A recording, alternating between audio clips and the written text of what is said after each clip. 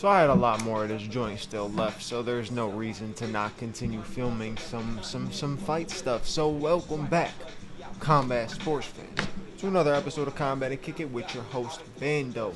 What am I coming through with today? Now, the MMA sphere has been kind of quiet. Obviously, we got a couple fights this weekend, but overall it's been pretty quiet. It's been a quiet July. So I had this idea for some reason. I got it a few days ago. I was talking heavyweight knockouts in UFC, and I'm like, you know what? I never do top 10 videos, so I'm gonna come through with a top 10 video of my top 10 greatest UFC heavyweight knockouts of all time.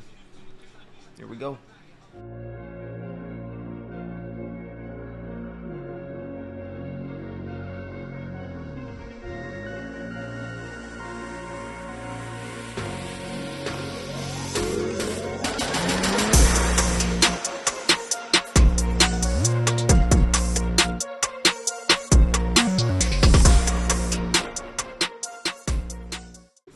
Now, I feel like a lot of true fight fans are going to hear my number 10, right?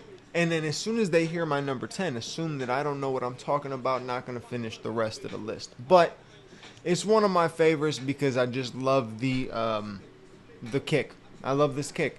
Travis Browne knocking out Alistair Overeem is number 10. I love that front kick. That front kick is a nasty kick, and it is dope to see a heavyweight be able to do it. He did it multiple times. He tossed it up 2 or 3 times, one to the body, boom, to the head. Knocks out Alistair Overeem. Obviously, you know Overeem was going to end up being on this list, on the bad side of this list, but it just is what it is. That's how heavyweights go. That's how it goes.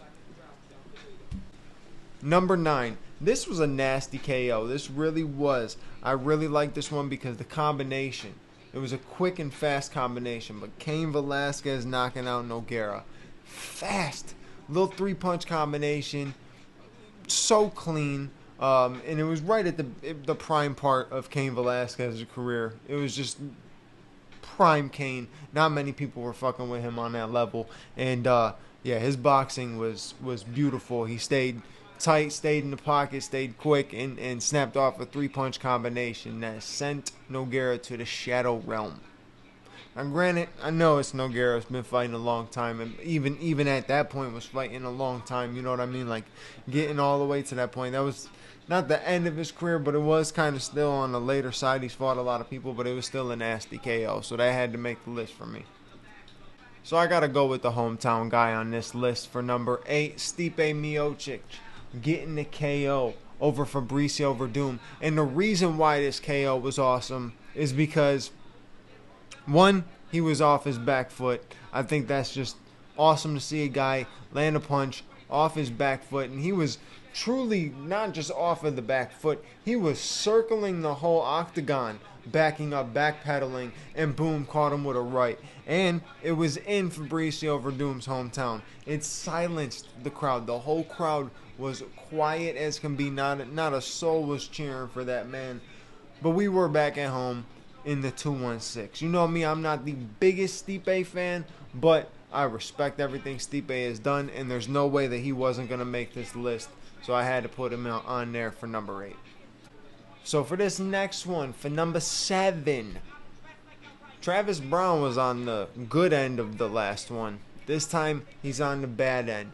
My boy Derek Lewis sending Travis Browne to the shadow realm, a nasty KO. And not only, the reason why this one is on my list is not only was he down in the fight and came back with a nasty KO, he proceeds to dog Travis Browne in the post-fight octagon interview, and then calls out and says, "Oh, what round they rise to finance at?" So how can you not put that on the list?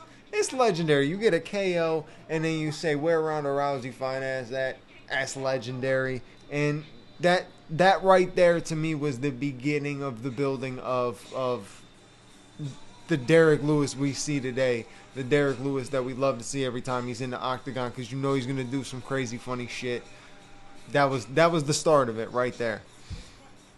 So you rock to number 6. And again, somebody who is on side A is now on side B, unfortunately. But I had to put this one on the list because there's no way you can make a heavyweight list of KOs and not put the heavyweight light heavyweight champ, Daniel Cormier knocking out Stipe Miocic. There's no way you can't put that on the list. It was a nasty KO. It completely just melted Stipe, right? He just dropped. And the magnitude of the win, right? Stipe being on that most title defenses in heavyweight history and was on the track to continue it. And DC pops up from light heavyweight, gets a beautiful, beautiful KO win over him, and becomes double champ. So, of course, you're going to put that on the list. That deserves to be sitting in the top 10 somewhere. So I had to throw it in there. All right. Now we're entering the top 5s. This is where you guys might hate me, but it is what it is. Look, at the end of this video, right? At the end of this video, you gotta drop your top 10 favorite heavyweight KOs, or just give me a favorite heavyweight KO. You gotta comment on this video and give me some of your opinions, because this is just my opinion. And not only that, I did just make this list off top of my head in the last 15 minutes. So, you know, you could only think of so many fights in 14, 15 years of watching fights. You could only think of so many fights to pop into your head. So I got what I got. Number 5 isn't even one specific KO. I know how Joe, how do you have a top 10 list and have multiple KOs for one spot? This is why. It is Mark Hunt walk-off KOs. It don't matter which one. You can pick any of them, right? That's it. It's just Mark Hunt's walk-off KOs were fucking awesome. I love the Frank Mir one. The other guy was Tuchscher. That was a nasty one too. The dude barely got back up. He was still sleeping while he was walking, like trying to stand up and stuff. That was a nasty walk-off KO. So I had to put that on the list as top 5, in the top 5, because you can choose multiple ones, but that just that in itself, getting the walk-off KO the way he did it, plus 1,000 aura. Number 4 is a violent one. It was a violent one in the first round. In the last, like, not like few seconds, but I feel like the clock was winding down in the first round. And I don't think anybody expected this to happen. But Gabriel Gonzaga throwing up that head kick and knocking out Mirko Cro Cop, the man who's known for finishing people with head kicks, he finishes Mirko with a head kick. And not only that, he knocks him out so badly that the position that Mirko was in, he fell back and literally snapped his leg. If you're not into seeing stuff like that and you can't see stuff like that, it bothers you, don't go watch it. But if you don't care, go check it out. It was violent. It was a nasty one. And like I said, I don't think many people really expected it. Now, I was young when that knockout happened, so I don't know what people were thinking. I don't know what the fucking odds and all that shit was. But I'm pretty positive that most people weren't thinking that Gabriel Gonzaga was going to do that to Mirko Cro Cop. I think everybody thought that Mirko was going to do that. And I think Mirko was landing nasty body kicks anyways in the fight to begin with. So, you know, people were expecting it to happen. And Gonzaga chucked that one up. And, yeah, vicious. Number 3, I got a friend who's going to be happy about this one. I know you're going to be happy about this one. Number 3. Sometimes when you're talking about UFC, you forget about the beginning days of the UFC. And you have to go way back. And I'm talking about way back before we even hit double digits of UFCs. And you just got to respect the old days sometimes.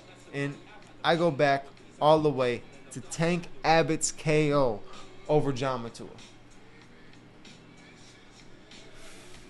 It was nasty. It was nasty. And then not only that, so he gets the knockout. Dude was already slumped off the first shot that dropped him. And then Tank lands this extra, I don't want to call it an unnecessary shot. You know what I mean? That's just how the game is. But he landed a nasty-ass finishing shot, finished him, and sent John Matua in a position of, like, just stiffened. And then proceeded to taunt him after about being stiffened.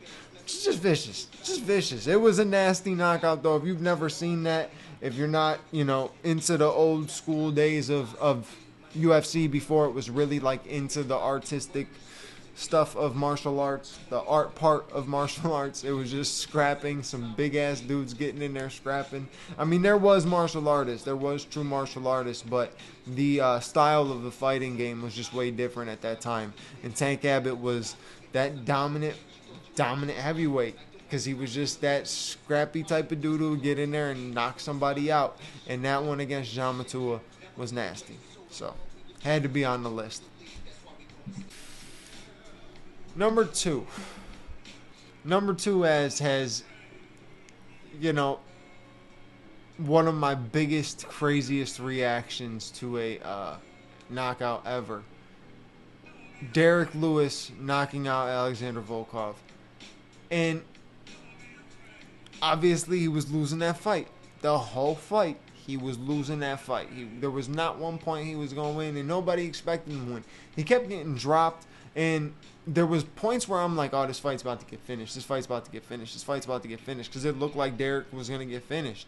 And, he just did enough to stay alive, right, all the way to the last few seconds of the last round to throw up a couple nasty overhand rights and knocks out Alexander Volkov on one of the biggest cards in the history of the UFC. I'm pretty sure that was the McGregor-Khabib card, if I remember right. That was the McGregor-Khabib card. So massive card to get a knockout on like that. Then that preceded us to the debut of. I'm here with the winner, Derek Lewis. Derek, why'd you take your pants off? My balls was hot. The dude is just legendary. So yeah, he's on the list twice, and partially on the list twice because of his post fights. That he's a legend. What can I say? That knockout was awesome. With it being on the tail end of the fight, the fact that he was losing the fight, and it being on the biggest card of all time. Awesome. I think everybody knows what number one is. Number one is number one because it was disgusting. And it was the first time where I saw it and was in general concern that he's not going to ever be good again. And that was when Francis Ngannou knocked out Alistair Overeem. I mean, it was disgusting.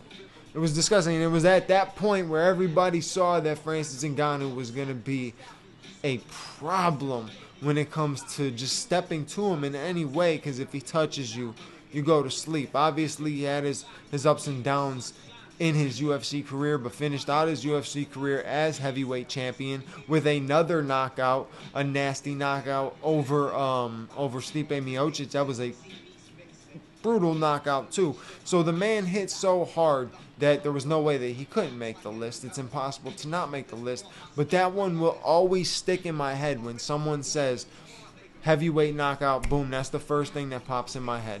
If you ask me of any heavyweight knockout, any sport, that's the first one to pop in my head. And I know there's a lot of heavyweight knockouts between boxing and MMA. You can go back and get a lot of legendary knockouts. But that one snaps into my head so quickly because I remember seeing, because I didn't see it live. I saw the replays on Instagram, and it was like right after the fight, like 5 minutes after the fight. I don't even think the post-fight speeches started yet or anything like that.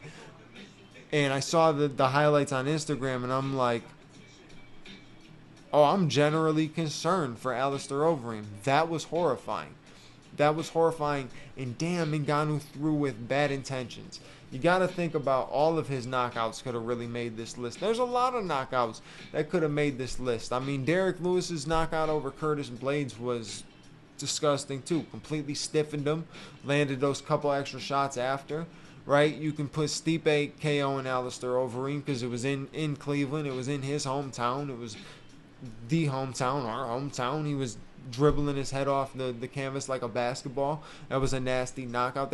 There's so many you can go back and pick out. And then if you dive into like Pride, like I don't even know Pride all that well. I know a lot about it, like, or not a lot about it, but I know a lot about the fighters, like a lot of the fighters, but I don't know a lot about it. I don't know knockouts and all that kind of stuff, but I know that there was a lot of heavyweight savages back in that time too.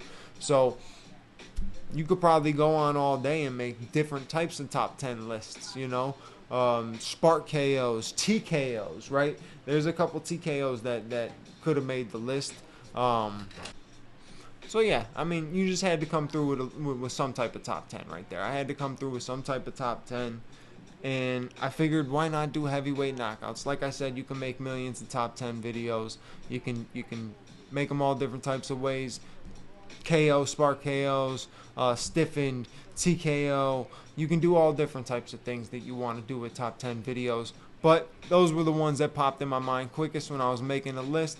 And I wanted to come through and make another video and make sure I'm staying active. So I hope you guys enjoyed the video. If you like the top 10, let me know in the comment. I'll do more top 10 lists. There's a lot of moments in the UFC, a lot of moments in MMA that I could bring up and break down in the top 10 lists. And if it's something that I know everybody wants to see, I could take more time into actually, you know, making something happen. So hopefully you enjoyed it, but you know what to do. Like, comment, subscribe, hit the bell notification button so you know when the next episode is out.